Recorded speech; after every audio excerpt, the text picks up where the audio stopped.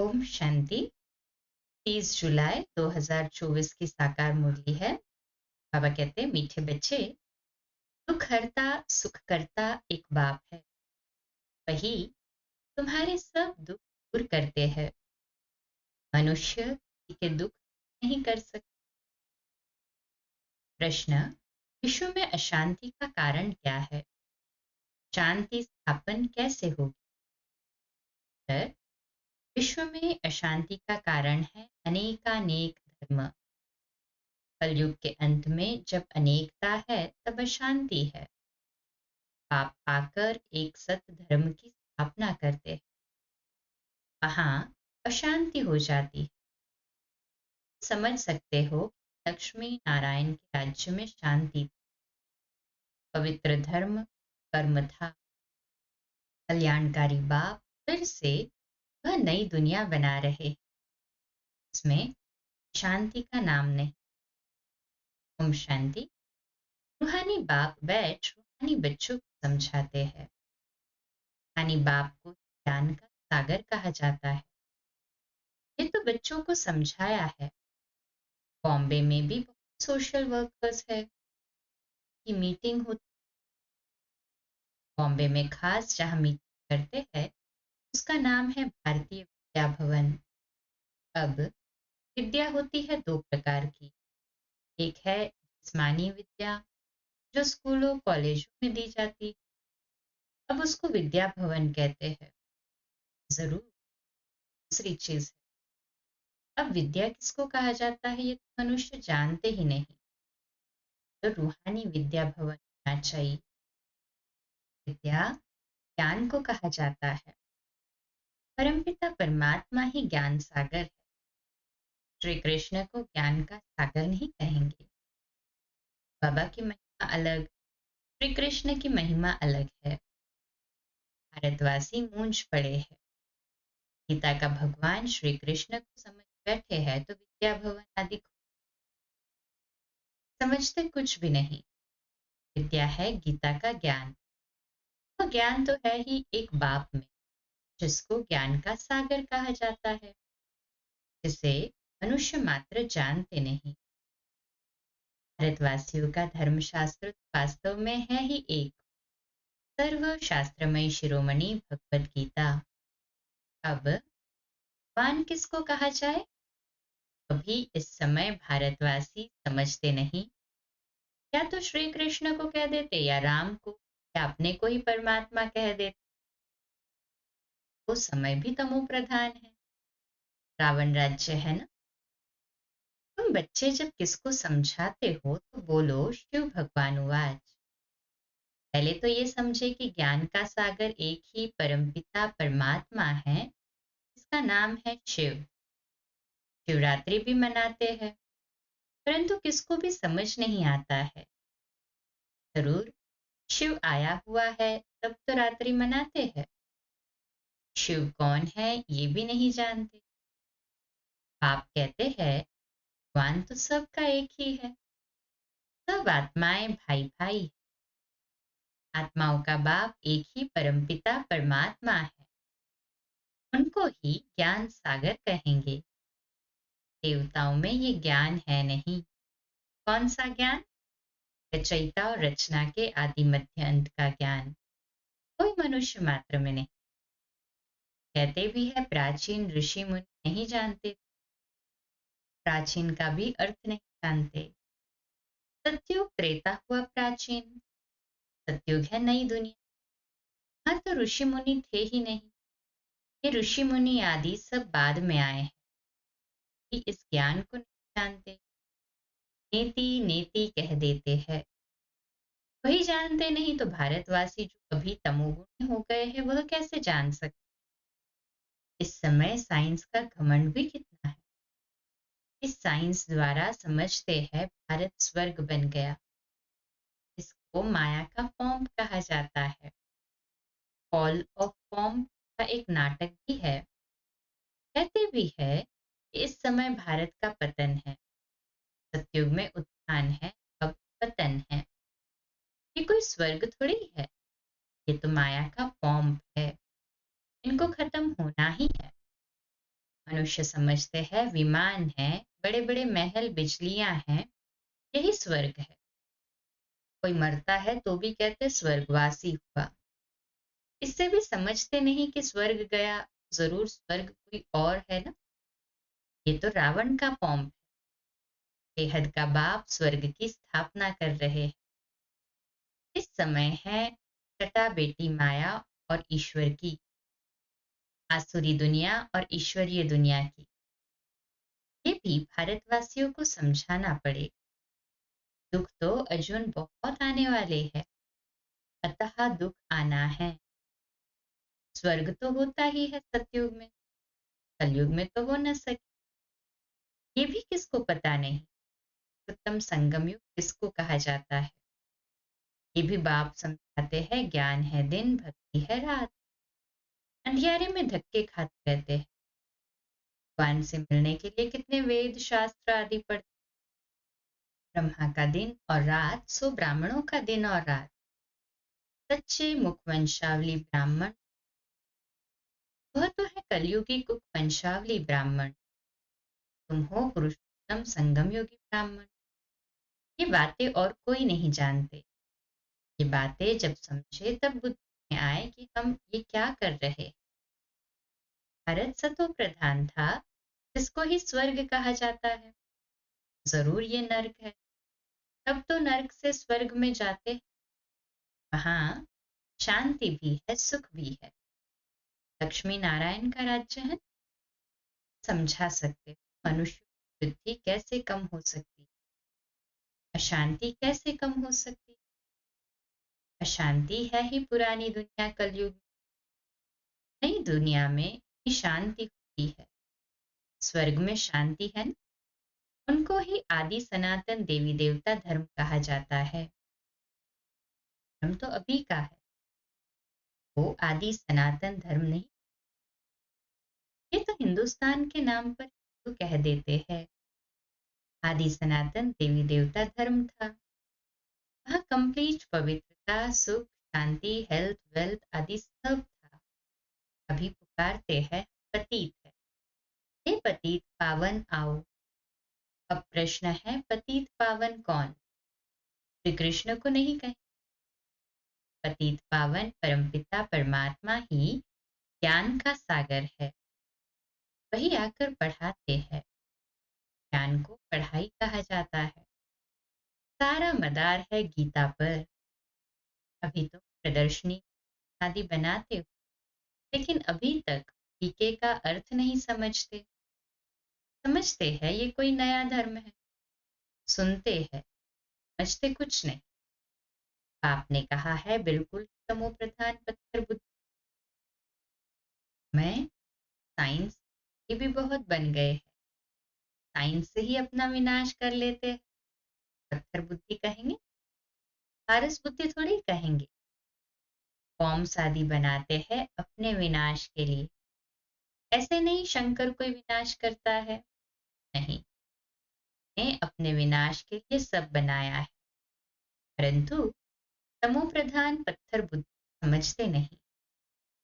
जो कुछ बनाते हैं इस पुरानी सृष्टि के विनाश के लिए। विनाश हो तब फिर नई दुनिया की जय जयकार हो।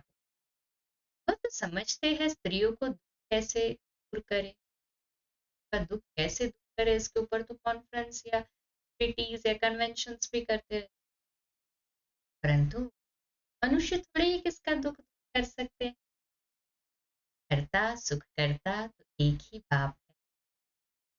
देवताओं को भी नहीं कहेंगे। श्री कृष्ण भी देवता हो गए, भगवान नहीं कह सकते। ये भी समझते नहीं। जो समझते हैं वह ब्राह्मण बन औरों को समझाते रहते हैं। राज्य पद के अथवा आदि सनातन देवी देवता धर्म के है वह निकल आते हैं। लक्ष्मी नारायण स्वर्ग के मालिक कैसे बने, क्या कर्म किया जो विश्व के मालिक बने। समय कलयुग अंत में अनेकानेक धर्म है, अशांति है। नई दुनिया में ऐसे थोड़ी होता है। यह है संगम युग, जबकि बाप आकर राजयोग सिखाते हैं। हम सभी राजयोगी, है हाँ जी बाबा। आप ही कर्म अकर्म विकर्म की नॉलेज सुनाते हैं। आत्मा शरीर लेकर कर्म करने आती है। सतयुग में जो कर्म करते वह अकर्म हो जाते हैं। वहां विकर्म होता नहीं, दुख होता ही नहीं। कर्म अकर्म कर्म की गति बाप ही आकर अंत में सुनाते हैं। मैं इनके बहुत जन्मों के अंत के भी अंत में आता हूँ। बाबा ब्रह्मा बाबा के लिए फर्स्ट जन्म श्री कृष्ण का और अंत का जन्म ब्रह्मा का। इस रथ में प्रवेश करता हूँ। अकाल मूर्त आत्मा का ये रथ है। सिर्फ एक अमृतसर में नहीं, सभी मनुष्यों का अकाल तख्त है। हमारा भृगु का मध्य जो है, सभी मनुष्य का आत्मा के लिए अकाल तख्त है। बाबा कहते हैं आत्मा अकाल मूर्त है। ये शरीर बोलता चलता है। अकाल आत्मा का ये चैतन्य तख्त है। अकाल मूर्त तो सभी है, बाकी शरीर को काल खा जाता है। आत्मा तो अकाल है, तख्त तो खलास कर देते हैं। सतयुग में तख्त कोई बहुत बड़े होते हैं। इस समय करोड़ों आत्माओं के तख्त है। अकाल आत्मा को कहा जाता है। आत्मा ही तमो प्रधान से सतो प्रधान बनती। मैं तो एवर सतो प्रधान पवित्र हूँ। कल कहते हैं प्राचीन भारत का योग, परंतु वो भी समझते हैं श्री कृष्ण ने सिखाया था। गीता को ही खंडन कर दिया है। जीवन कहानी में नाम बदल दिया है। बाप के बदले बच्चे का नाम डाल दिया है। इतनी बड़ी भूल कर दी। जैसे कहते हैं भगवान उवाच, पर वो भगवान उवाच का डेफिनेशन, जो तात्पर्य है वही मिस्टेक हो। शिवरात्रि मनाते हैं, परंतु वो कैसे आते हैं ये जानते नहीं। शिव है ही परम आत्मा। उनकी महिमा बिल्कुल अलग है। आत्माओं की महिमा अलग है। बच्चों को ये पता है राधे कृष्ण ही लक्ष्मी नारायण है। लक्ष्मी नारायण के दो को ही विष्णु कहा जाता है। फर्क तो है नहीं। बाकी चार भुजा वाला, आठ भुजा वाला कोई मनुष्य होता नहीं। देवियों आदि को कितनी भुजाएं दे दी। समझाने में समय लगता है। आप कहते हैं मैं हूं ही गरीब निवास। मैं आता भी तब हूं जब भारत गरीब बन जाता है। राहु का ग्रहण बैठ जाता है। बृहस्पति की दशा थी। अब राहु का ग्रहण भारत में तो क्या सारे वर्ल्ड पर है। इसलिए बाप फिर भारत में आते हैं। आकर नई दुनिया स्थापन करते हैं जिसको स्वर्ग कहा जाता है। मानुआज मैं तुमको राजाओं का राजा, डबल सिर ताज, स्वर्ग का मालिक बनाता हूँ। 5000 वर्ष हुआ जबकि आदि सनातन देवी देवता धर्म था। अभी वह है नहीं, तमो प्रधान हो गए हैं। आप खुद ही अपना अर्थात रचयिता और रचना का परिचय देते हैं। तुम्हारे पास प्रदर्शनी म्यूजियम में इतने आते, समझते थोड़ी है। कोई बिरले समझकर कोर्स करते। रचयिता और रचना को जानते हैं। रचता है बेहद का बाप, से बेहद का वर्षा मिलता है। नॉलेज बाप ही देते हैं। फिर राजाई मिल जाती है तो वहां नॉलेज की दरकार नहीं। सदगति कहा जाता है नई दुनिया स्वर्ग को। दुर्गति कहा जाता है पुरानी दुनिया नर्क को। आप समझाते तो बहुत अच्छी तरह से है। बच्चों को भी ऐसे समझाना है। लक्ष्मी नारायण का चित्र दिखाना है। ये विश्व में शांति स्थापन हो रही है। आदि सनातन देवी देवता धर्म का फाउंडेशन है नहीं, जो बाप स्थापन कर रहे। देवताओं का पवित्र धर्म पवित्र कर्म था। अभी ये है ही विशेष वर्ल्ड। नई दुनिया को कहा जाता है वाइसलेस वर्ल्ड, शिवालय। अब समझाना पड़े तो विचारों का कुछ कल्याण हो। बाप को ही कल्याणकारी कहा जाता है। वह आते ही है पुरुषोत्तम संगम युग पर। कल्याणकारी युग में कल्याणकारी बाप आकर सबका कल्याण करते हैं। हो रहा है ना सभी का कल्याण। दिल से कहे हाँ जी बाबा। पुरानी दुनिया को बदल नई दुनिया स्थापन कर रहे हैं। ज्ञान से सदगति होती, इस पर रोज टाइम लेकर समझा सकते हो। बोलो, रचता और रचना के आदि मध्य अंत को हम ही जानते हैं। ये गीता का एपिसोड चल रहा है जिसमें भगवान ने आकर राजयोग सिखाया है, डबल सिरताज बनाया है। ये लक्ष्मी नारायण भी राजयोग से ही बने हैं। इस पुरुषोत्तम संगम युग पर बाप से राजयोग सीखते हैं। बाबा हर बात इतना सहज समझाते हैं। अच्छा, मीठे मीठे सिकिलदे बच्चों प्रति माता पिता बाप दादा का याद प्यार और गुड मॉर्निंग। रूहानी बाप की रूहानी बच्चों को नमस्ते।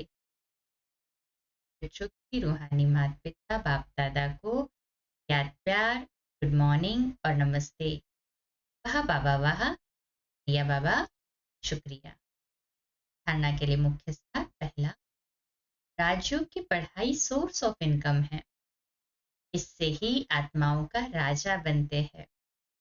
ये रूहानी पढ़ाई रोज पढ़नी और पढ़ानी है। सदा नशे में रहे। दूसरी पॉइंट, सदा नशे में रहे कि हम ब्राह्मण सच्चे मुखवंशावली है। हम कलयुग रात से निकल दिन में आए हैं। ये है कल्याणकारी पुरुषोत्तम युग। इसमें अपना और सर्व का कल्याण करना है। आज का मीठा वरदान, हर श्रेष्ठ संकल्प को कर्म में लाने वाले मास्टर सर्वशक्तिमान भव। आज का सम्मान, मैं मास्टर सर्वशक्तिमान आत्मा हूँ। मास्टर सर्वशक्तिमान माना संकल्प और कर्म समान हो। अगर संकल्प बहुत श्रेष्ठ हो और कर्म संकल्प प्रमाण न हो तो मास्टर सर्वशक्तिमान नहीं कहेंगे। तो चेक करो, जो श्रेष्ठ संकल्प करते हैं वो कर्म तक आते हैं या नहीं। मास्टर सर्वशक्तिमान की निशानी है कि जो शक्ति जिस समय आवश्यक हो वो शक्ति कार्य में आए। स्थूल और सूक्ष्म सब शक्तियां इतना कंट्रोल में हो जो जिस समय जिस शक्ति की आवश्यकता हो उसे काम में लगा सके। स्लोगन, ज्ञानी तो आत्मा बच्चों में क्रोध है, इससे बाप के नाम की ग्लानि होती। ज्ञानी तो आत्मा बच्चों में है, इससे बाप के नाम की ग्लानि होती। आज का व्यक्त इशारा, बाप दादा सदा श्रीमत देते हैं कि मन में हर आत्मा के प्रति शुभ भावना और शुभकामना रखो। अपकारी पर भी उपकार की वृत्ति रखो। संकल्प सदा सर्व के प्रति श्रेष्ठ हो, निस्वार्थ हो। सदा दातापन की भावना हो। सदा स्व परिवर्तन अथवा स्व के श्रेष्ठ कर्मों द्वारा औरों को श्रेष्ठ कर्म की प्रेरणा देने वाले कर्म हो, तब कहेंगे परोपकारी। अच्छा, कम बोलो, धीरे बोलो, मीठा बोलो, सत्य बोलो, सोच समझ कर बोलो। मित्र भाव, निर्माण भाव, मलवाणी। आज का नया दिन आप सभी को मुबारक हो, मुबारक हो, मुबारक। शुभ दिवस। शांति।